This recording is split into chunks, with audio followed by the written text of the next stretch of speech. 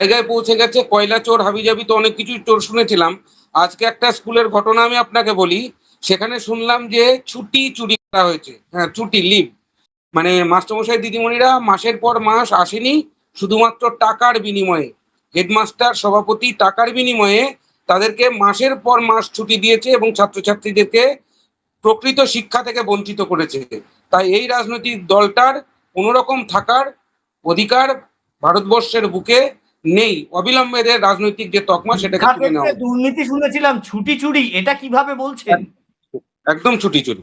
দেখুন, mid day meal চুরি তো আছেই, অন্যান্য চুরি তো আছেই, সেই সঙ্গে আজকে নতুন শুনলাম যে ছুটিও এরা চুরি করতে পারে।